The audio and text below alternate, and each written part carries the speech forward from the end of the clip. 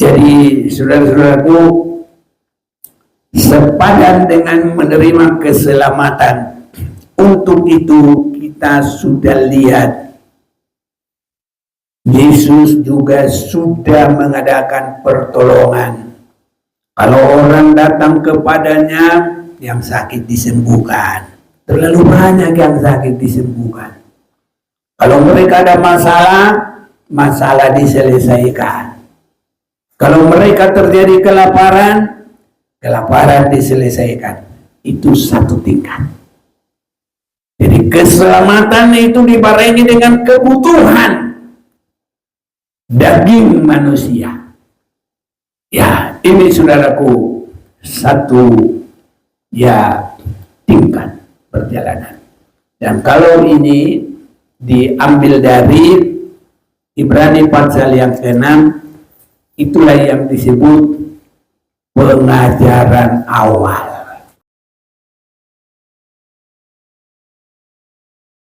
Salam dalam kasih Tuhan kita Yesus Kristus bagi kita semua,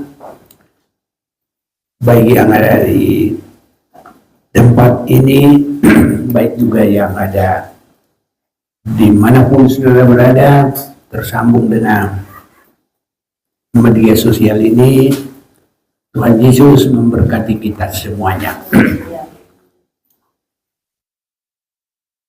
Kita bersyukur ada kesempatan saat ini bersekutu dengan Tuhan, dan kita akan fokus di dalam menyembah Tuhan.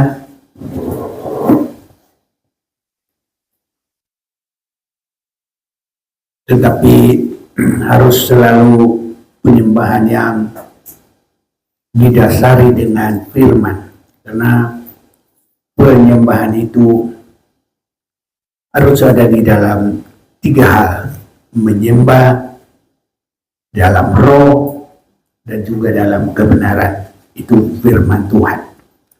Jadi kita harus tetap membaca firman Tuhan, mendasari penyembahan kita dalam firman Tuhan, karena sudah begitu tegas penyembah-penyembah yang benar menyembah di dalam roh dan kebenaran.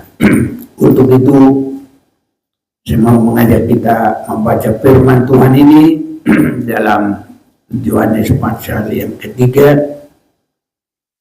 ayat yang ke-10.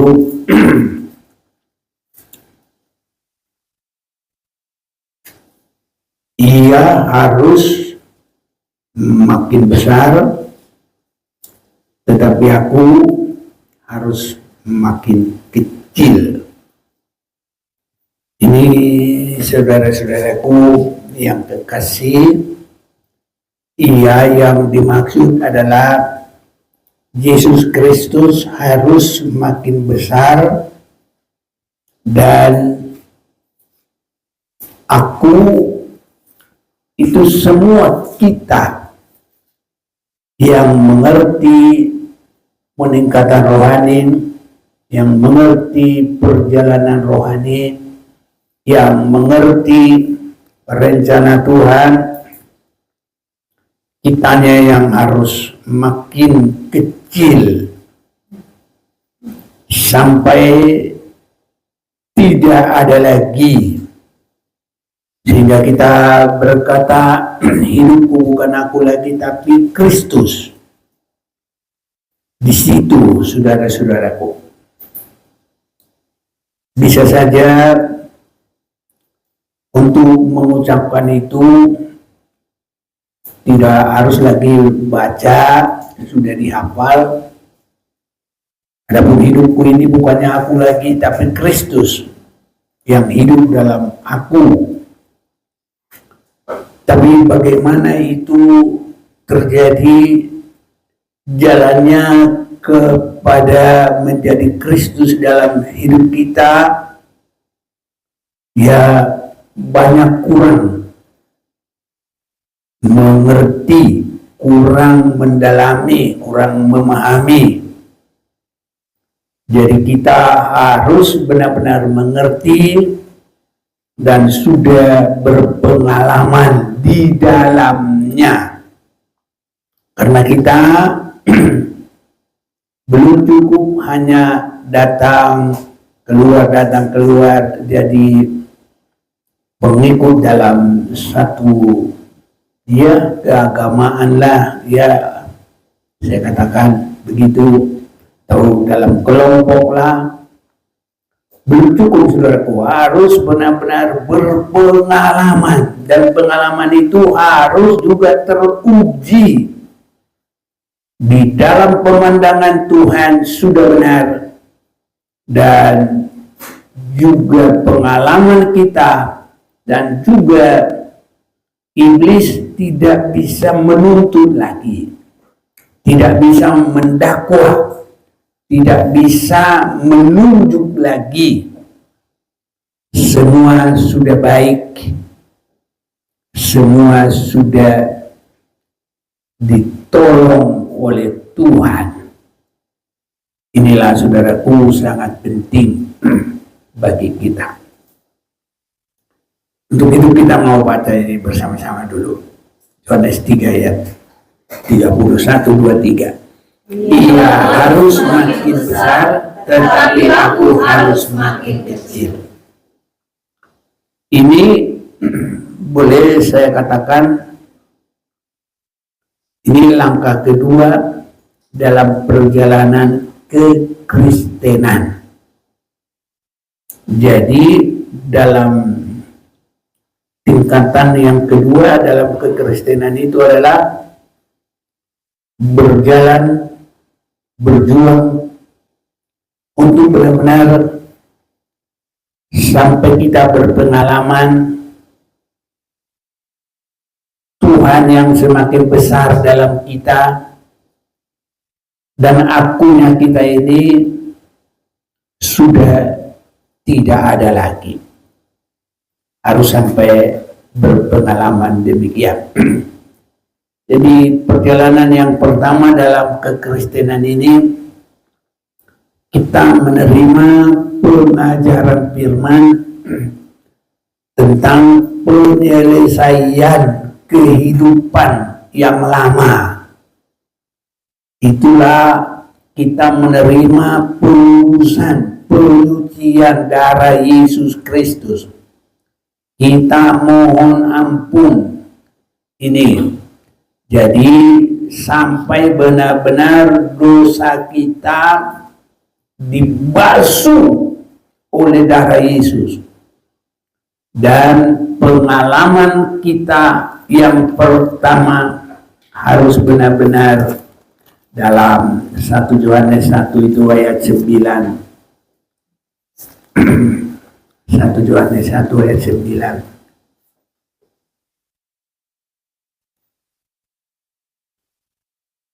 Jikalau kita mengaku dosa kita, maka Ia adalah setia dan adil, sehingga Ia akan mengampuni segala dosa kita dan menyucikan kita dari segala kejahatan. Segala dosa, segala kejahatan hilang. Inilah sebagai titik pertama, titik awal menerima Yesus. Ini adalah ayat yang sama dalam 1 Petrus pasal yang kedua. Kita juga bisa melihat firman Tuhan ini. 1 Petrus pasal yang kedua ayat yang ke-24. Ia sendiri telah memikul dosa kita dalam tubuhnya di kayu salib, supaya kita yang telah mati terhadap dosa hidup untuk kebenaran. Oleh belur-belurnya kamu telah sembuh. Jadi menerima penebusan Yesus Kristus, memikul dosa kita. Inilah yang sering orang dipakai oleh setan untuk mengelabui ini, sehingga banyak orang asal berkata tanpa pengertian. Mana orang Kristen ditebus oleh Yesus, mereka tidak mengerti. Di hadapan Bapa di surga, segala kebaikan orang tidak bisa menyelesaikan dosa seseorang. Sebab kalau ini bisa terjadi, iblis juga banyak kebaikan loh. Ya, iblis juga bisa menyembuhkan orang, ditolong juga, bisa memberkati, bisa memberikan kebutuhan, ditolong. Hanya iblis tidak mau mengaku dosa, tidak mau bertobat, tidak mau rendah hati, hanya itu saja. Kalau kebaikannya iblis itu baik juga. Yang kita pikir iblis itu enggak ada kebaikan. Ada kebaikan, tapi ada banyak juga kejahatan. Cuma kebaikannya tetap semua di dalam pengawasan dosa, dalam kekuasaan dosa, sehingga dibawa kutuk terus menerus dan tidak ada arah kepada hidup yang kekal ini. Dan tidak ada apapun perbuatan baik manusia, karena apapun perbuatan baik manusia, kalau manusia sudah jatuh dalam dosa, itu tetap korbannya orang berdosa. Nah, ini banyak, apalagi agama-agama yang tidak mengerti. Itu sebabnya darah Yesus satu-satunya disediakan. Bapa di surga memberikan anaknya yang satu-satunya. Nanti sebentar lagi kita mau Natalan, itu banyak kita dengar. Yohanes 3:16, karena demikianlah Allah mengasihi dunia sehingga Dia memberikan anaknya yang satu-satunya, supaya orang siapa yang percaya tidak binasa, mereka beroleh hidup yang kekal. Ini saudara-saudaraku. Jadi di hadapan Bapa itu, penyucian dosa itu harus lewat satu. Itu sebabnya tidak ada lagi keselamatan di bawah kolong langit ini yang di dalamnya kita selamat kecuali dalam nama Yesus Kristus. Kalau ada yang dapat dengan cepat, ya Kisah Rasul 4 ayat 12. Coba cepat. Kisah Rasul 4 ayat 12. Iya. Dan keselamatan tidak ada di dalam siapapun juga selain di dalam Dia, sebab di bawah kolong langit ini tidak ada nama lain yang diberikan kepada manusia yang olehnya kita dapat diselamatkan. Ya, selamat dari kuasa dosa, karena upah dosa adalah maut, hukuman.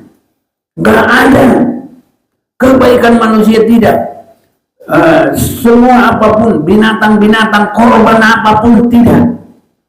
Hati Bapa tidak bisa dipuaskan oleh korban binatang, tapi Dia relakan anaknya yang satu-satunya. Dan ini juga untuk iblis tidak bisa mendakwa, tidak bisa menuntut, tidak bisa lagi berkata apa-apapun, karena penebusan kita dengan rendah hatinya Yesus, dengan pengorbanannya, ya, itulah yang tidak ada pada iblis. Nah, ini banyak tidak mengerti. Ya, nanti mereka berkata mau ke surga karena kebaikan, karena amal. Itu nanti langkah kedua, kebaikan. Jadi langkah pertama harus menerima keselamatan di dalam Yesus Kristus. Itu sebabnya orang katakan selalu mau minta jalan yang lurus, tapi mereka tidak tahu. Tapi bagi kita mudah sekali, kita mengerti. Yohanes 14 ayat 6, coba kita katakan, tidak usah baca Alkitab. Yesus berkata, Akulah jalan, kebenaran, dan hidup. Tidak ada yang sampai kepada Bapa kecuali melalui aku. Itu perkataan Yesus. Tidak ada. Dengan apa? Dengan penebusan, dengan korbannya. Ini iblis tidak bisa membantah lagi. Dia menyerah. Semua rata, semua selesai. Ini. Jadi orang lain karena mereka berpegang perbuatan baik, tidak menerima Yesus, mereka bisa didakwa oleh setan.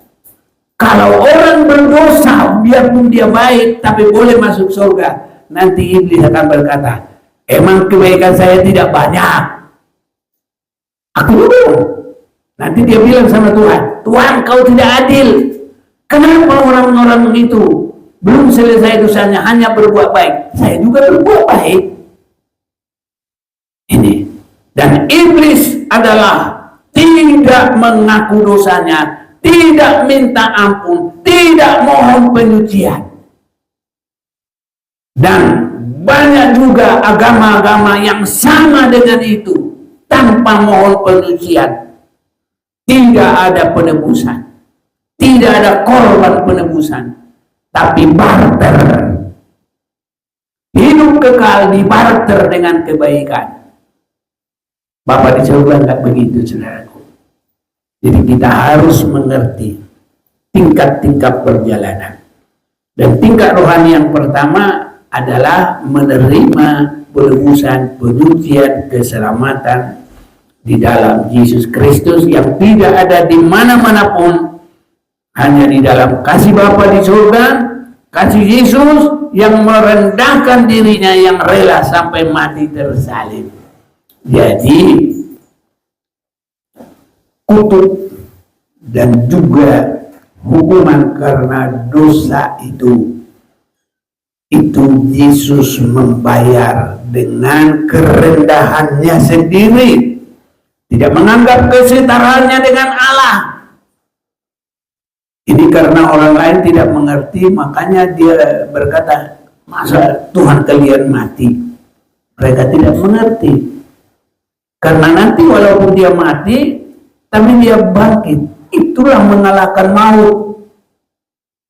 Karena dia harus rela turun, merendahkan diri sampai kepada mati. Itulah dia mengalahkan kematian. Harus masuk dalam kematian itu supaya mengalahkan kematian. Mengalahkan kematian dengan apa? Dengan kebangkitan. Mengalahkan kesombongan dengan apa? Dengan rendah hati yang sangat dalam. Kalau iblis itu sangat sombong, Yesus itu dengan sangat rendah hati. Jadi di dalam kematian daripada Yesus Kristus, mulai dia merendahkan diri menjadi manusia dan mati tersalib, itu iblis dikalahkan. Kebangkitannya mengalahkan maut. Sehingga maut dikalahkan, iblis dikalahkan, kunci maut juga diambil. Jadi iblis tidak berkuasa asal begitu saja, saudaraku, memasukkan orang masuk neraka. Nggak ada kuasanya. Cuma kalau Tuhan sudah lihat, nggak ada penebusan, nggak ada pertobatan, nggak ada perbuatan kebenaran, tidak mengerti tangga perjalanan, ya Tuhan hukum. Tapi Tuhan sudah memberi kesempatan yang sangat banyak. Itulah yang terjadi bagi kita sekarang. Makanya hidup ini adalah kesempatan. Kita pakai kesempatan dengan sungguh-sungguh. Jadi saudara-saudaraku, sepadan dengan menerima keselamatan, untuk itu kita sudah lihat Yesus juga sudah mengadakan pertolongan. Kalau orang datang kepadanya, yang sakit disembuhkan. Terlalu banyak yang sakit disembuhkan. Kalau mereka ada masalah diselesaikan. Kalau mereka terjadi kelaparan diselesaikan.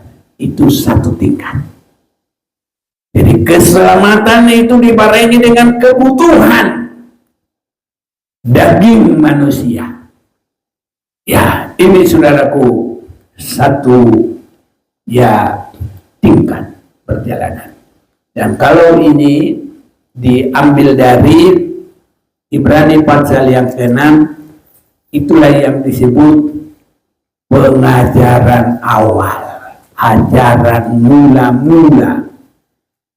Ayat yang pertama, Ibrani 6. Sebab itu marilah kita tinggalkan asas-asas pertama dari ajaran tentang Kristus dan beralih kepada perkembangannya yang penuh. Janganlah kita meletakkan lagi dasar pertobatan. Itu tadi sudah. Perbuatan-perbuatan yang sia-sia. Nah, dari perbuatan-perbuatan yang sia-sia. Jadi bukan berarti tidak boleh lagi, tapi meningkat. Dan kalau ada yang masih di dalam perbuatan yang sia-sia, yang apa? Ya dia harus dari awal dulu. Tapi nanti tingkatannya baru itu yang kita pelajari malam ini. Jadi jangan lagi perbuatan-perbuatan dari perbuatan-perbuatan yang sia-sia dan dasar kepercayaan kepada Allah. Jadi meningkat. Yaitu ajaran tentang berbagai pembaptisan. Nah, itu tadi dari penyelesaian dosa lama itu, penumpangan tangan, ya, menyembuhkan, pembangkitan orang mati, dan hukuman yang kekal. Jadi itu semuanya langsung satu paket. Dan itulah yang akan kita perbuat jika Allah mengizinkannya. Kenapa jika Allah mengizinkannya? Karena tidak semua orang mengerti dan tidak semua orang mau meningkatkan kepada peningkatan itu. Karena peningkatan itu, saudara-saudaraku, sangat bertentangan daripada menerima. Karena di dalam, biarlah tadi coba baca ulang Yohanes 3 ayat 30. Coba tolong. Yohanes 3 ayat 30. Ia harus makin besar, tetapi aku harus makin kecil. Ya, di sini saudara-saudaraku, kedagingan itu harus sampai diperas. Ya, apakah itu? Satu, kehidupan yang berulang-ulang berdosa itu harus benar-benar habis. Jadi keinginan kita harus sampai kepada kebenaran, saudara. Ini harus ada pada kita. Yang kedua, keinginan manusia akan hal kesenangan daging. Ini supaya kita meningkat kepada kesenangan yang rohani. Ini saudaraku. Dan kalau untuk sini, ini sudah pergumulan ini. Dan kalau tidak ada cinta kasih kepada Tuhan, gugur saudara-saudaraku.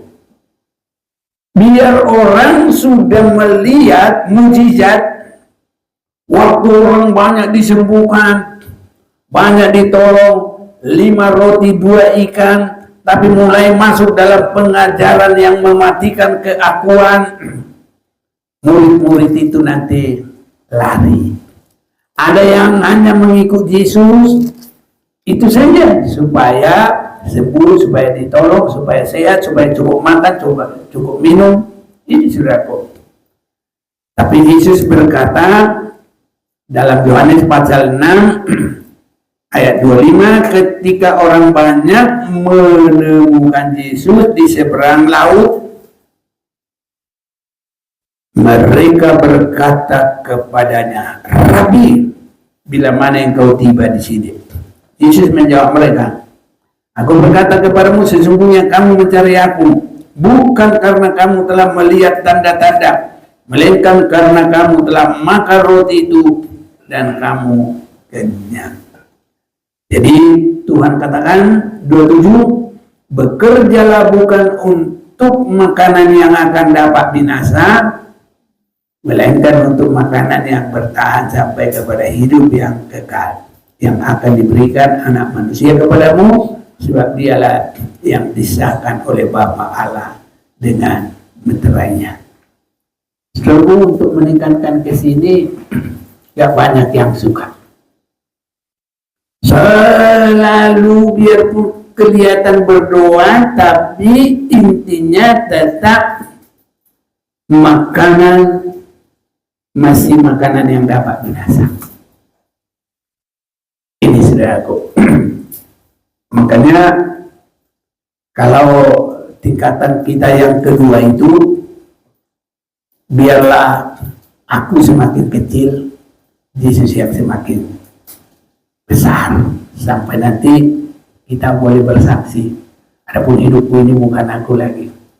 Itu kita masih di bumi ini saudaraku, dan itu harus kesaksian hidup. Jadi kita ini bukan berarti tidak boleh lagi kerja, tidak boleh lagi. Saya biarpun orang bilang Tuhan datang, ya boleh. Tapi bukan berarti kita pernah dilarang, jangan lagi kamu nanam kelapa, Tuhan sudah mau datang. Nah itu kita nanti jadi ahli-ahli nuju. Kita kan nggak tahu dia datang. Ya udah terserah lah.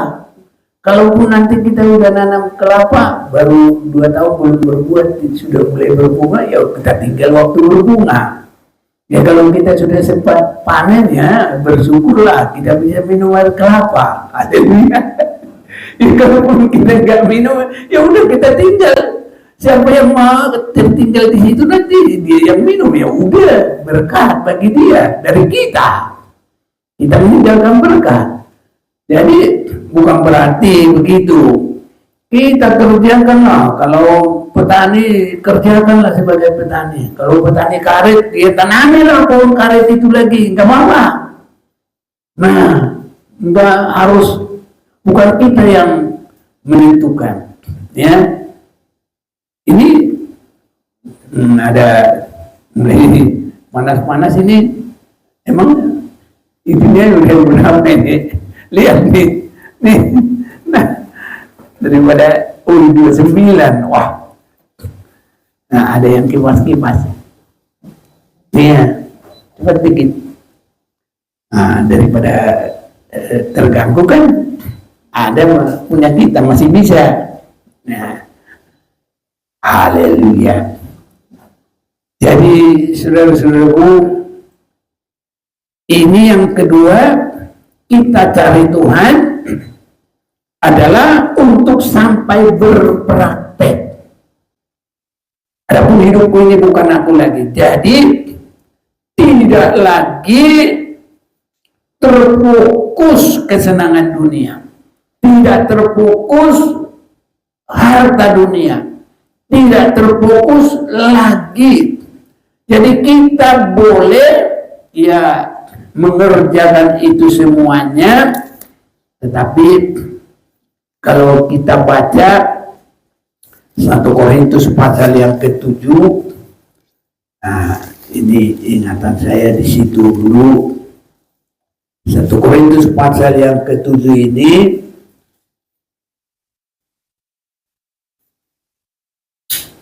jadi disebutkan kita ini tidak terlalu dengan perkara ya yang di dunia ini. Kalau kita baca mulai 29, coba dong, 1 Korintus 7:29. Saudara-saudara, inilah yang kumaksudkan, yaitu waktu telah singkat. Karena itu dalam waktu yang masih sisa ini, orang-orang yang beristri harus berlaku seolah-olah mereka tidak beristri. Orang-orang yang menangis seolah-olah tidak menangis. Dan orang-orang yang bergembira seolah-olah tidak bergembira. Dan orang-orang yang membeli seolah-olah tidak membeli apa yang mereka beli. Pendeknya, orang-orang yang mempergunakan barang-barang duniawi seolah-olah sama sekali tidak mempergunakannya Sebab dunia seperti yang kita kenal sekarang akan berlalu. Jadi, saudara-saudaraku, kita tidak terlalu terikat dan tertuju. Tapi saya yakin Tuhan tidak membiarkan kita sampai kepada gereja terangkat. Kebutuhan makannya dicukupkan, kebutuhan minumnya dicukupkan. Semua pasti Tuhan cukupkan. Itu keyakinan saya. Bagaimana kalau saudara-saudara yakin Tuhan cukupkan? Iya. Bahkan bukan karena hebatnya kita kerja, tidak, karena kita mengasihi Tuhan. Dan kalau kita mengasihi Tuhan, melakukan firman-Nya, karena mengasihi Tuhan adalah melakukan firman-Nya. Jadi arti mengasihi Tuhan, taat kepada firman-Nya. Ini orang yang mengasihi Tuhan, Tuhan berbuat hal-hal ajaib. Saya lihat berkat itu ada dua macam. Satu, kita imani. Haleluya. Orang yang beriman atau percaya tidak dipermalukan oleh Tuhan. Yang di atas beriman mengasihi Tuhan. Berkatnya yang tidak pernah timbul dalam hati, yang tidak diimani, yang tidak diminta, Tuhan perbuat bagi orang yang mengasihi Dia. 1 Korintus 2 ayat 9. Ayo coba. 1 Korintus 2 ayat 9. Iya. Tetapi seperti ada tertulis, apa yang tidak pernah dilihat oleh mata dan tidak pernah didengar oleh telinga dan yang tidak pernah timbul di dalam hati manusia, semua yang disediakan Allah untuk mereka yang mengasihi Dia. Iya, yang mengasihi Dia semua. Wah, jadi kalau yang tidak timbul di hati, yang tidak timbul di pikiran kita, sudah pasti perbuatan Tuhan Allah besar dan ajaib. Ini saudaraku terjadi pada kita. Jadi berkat itu dua. Berkat orang beriman itu pun sudah hebat. Tapi yang kedua, berkat yang mengasihi Tuhan. Ya. Mana lebih besar? Beriman, mengimani Tuhan dengan mengasihi Tuhan. Ya mengasihi. Kalau kita mengasihi Tuhan, berkatnya paling besar, saudaraku. Ya, saya ya bukan berarti udah ya benar-benar mengasihi Tuhan, sudah sempurna, bukan. Tapi saya berusaha, saudaraku. Tapi sejak saya tahun 65 mau menyerahkan kepada Tuhan, yaitu semua yang saya selalu sampaikan ini, yaitu mulai, makanya tahun 65 saya sudah ambil dalam hati, Tuhan, saya ingin tidak mau berbuat dosa lagi, ampun saya, sucikan saya, buka jalan. Tuhan buka jalan. Oh, Tuhan itu tidak tanggung-tanggung, saudaraku. Ya.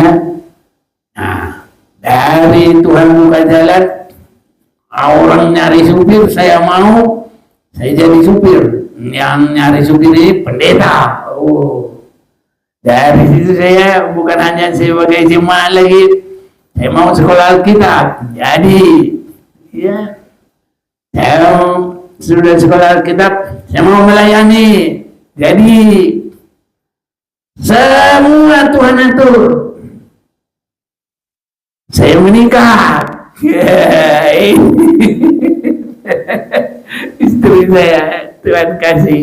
Ya, semuanya saudaraku. Orang tua saya, kalau yang lahir saya ada di Tarutung, kami di Jawa Timur, jauh. Jadi kalau kilometernya udah 1.500 sama 1.000, udah 2.500 kilometer. Tapi semuanya baik, semuanya beres. Ini saudaraku, ya, nggak ada. Orang tua saya bayar sini, enggak.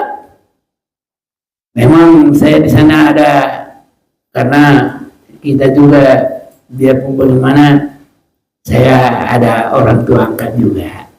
semua kita, bagaimana kata pepatah petua, ya kita melaksanakan juga.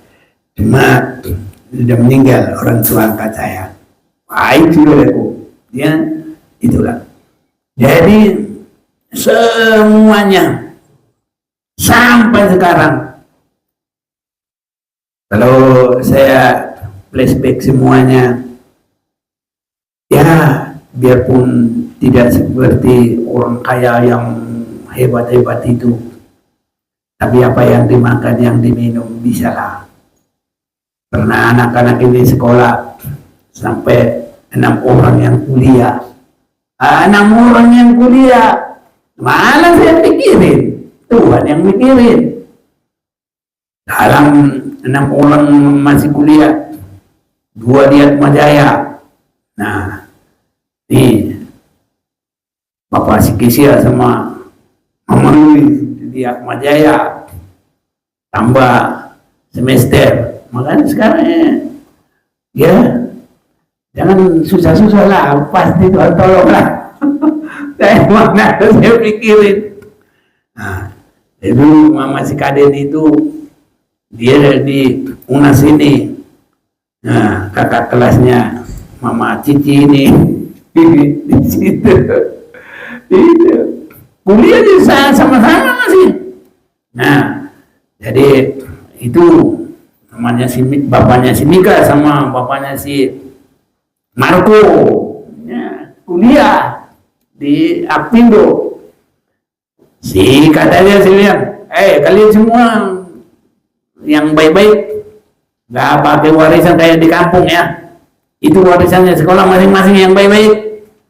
Mana saya pikirin itu, malah bukan kami yang harus jemput uang dari sana, enggak, dikirim bulan ini berapa gitu kan, luar biasa. Bulan ini berapa gitu terus. Malah saya bilang jangan tambah-tambahin, harus yang jujur. Nanti kalau ada korupsi langsung stop. Jadi harus yang benar-benar ya begitu sampai selesai. Ya udah selesai, ya udah. Ini saudaraku luar biasa yang tidak pernah dipikirkan, ya. Malah kalau untuk sekolah ini waktu itu, karena kalau bapaknya Sikisi ini masih mau baru dari SMA, yang lain apa itu masih kami aja lah. Tapi saya ingat waktu tahun 93 mau kuliah lah dia. Jadi kami diundang ke Batam bikin KKR. Kami biasanya kalau mau KKR harus berdoa dulu supaya ada ongkos. Oh ini nggak ada, langsung tergerak. Kamu ada duit, minta duit. Lah mana ada duit kita? Dan rupanya kita ini kayak jimpitan, kumpul gini. Nanti nggak terasa udah ada duit buat kuliah. Masa anak pendeta baru 1 nggak bisa kuliah? Pikir kita begitu, itu pikir kita. Jadi waktu mau pergi itu ada orang, oh iya, udah kita beli tiket pulang pergi. Jadi nggak mikirin lagi. Udah sampai di sana, udah selesai KKR, ya masih ada lebih duit. Wah, udah yang berapa dulu pertama sekali ke luar negeri ke Singapura. Iya, ya. Kita berhentilah di Kandang Kerbau. Kandang Kerbau itu nama itu ada rumah sakit melahirkan, namanya rumah sakit Kandang Kerbau. Kita foto dari situ. Baru ada lagi ke sekolah Tung Lim Bible School. Ke situ pikir kita mau cari-cari situ. Tahu-tahu kita begitu sampai udah Tuhan sediakan semua.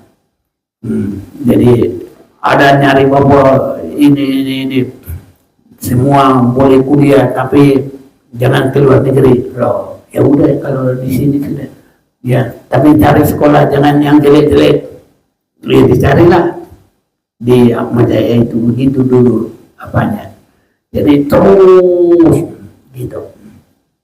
Jadi benar-benar Tuhan akan tolong. Bukan berarti Tuhan tidak menolong kita. Biarpun akunya kita ini habis, semua nanti Tuhan akan atur. Karena hidup kita ini sudah hidup dalam Dia. Tuhan atur yang terbaik. Makanya saudaraku, kita ini sekarang penyerahan yang sangat dibutuhkan adalah bagai tanah liat siap dibentuk. Ini saudaraku, supaya hidupku ini bukan aku lagi, tapi Kristus yang hidup dalam aku. Kalau kita selalu ada kekerasan, terlebih kepada firman Tuhan, tidak bisa. Itu sebabnya penyembahan itu, hidup kita ini harus sampai tidak ada penolakan akan firman Tuhan. Supaya apa? Supaya akunya itu habis. Ini saudaraku. Makanya supaya nanti seperti Yohanes Pembaptis itu, biarlah aku berkurang-kurang, Yesus semakin bertambah besar. Haleluya saudaraku. Jadi harus rela akunya itu dia bisa bisin. Kemana kita? Caranya bagaimana? Terima firman dan berani dipotong oleh firman itu. Nah ini saudaraku, sampai nanti akunya kita ini habis, dosa sudah habis oleh darah Yesus, mulailah semuanya nanti tabiat-tabiat kesombongan, keduniawian, kesenangan daging, apa semua, coklat, apa semua, habislah itu. Sampai nanti Kristuslah yang hidup dalam kita. Saudara-saudaraku, jadi itulah nanti gereja yang siap bagi hari kedatangan Tuhan. Kalau dalam kitab Wahyu itu gereja yang dipelihara, itulah karena dia sudah menyerahkan hidup kepada Tuhan, dipelihara oleh Tuhan.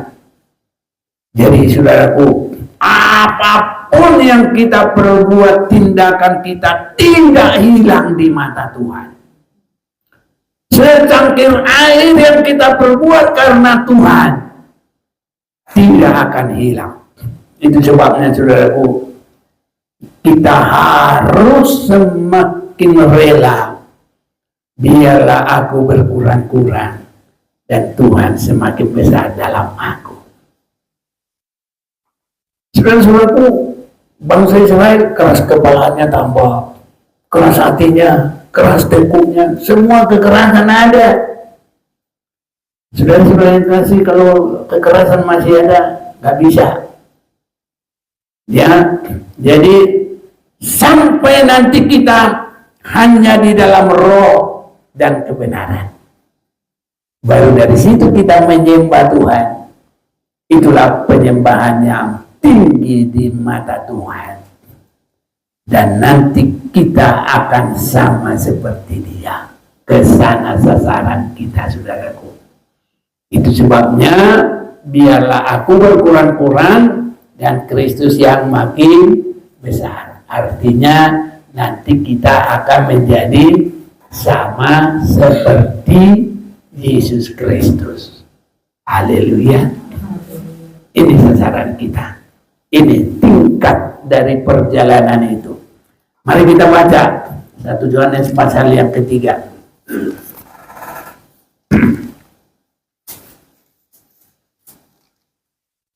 1 Yohanes pasal yang ketiga ayat 1. Lihatlah betapa besarnya kasih yang dikaruniakan Bapa kepada kita sehingga kita disebut anak-anak Allah. Dan memang kita adalah anak-anak Allah. Jadi kalau kita anak-anak Allah, istilahnya kalau sekarang DNA-nya kita dengan Tuhan itu harus sama. Haleluya.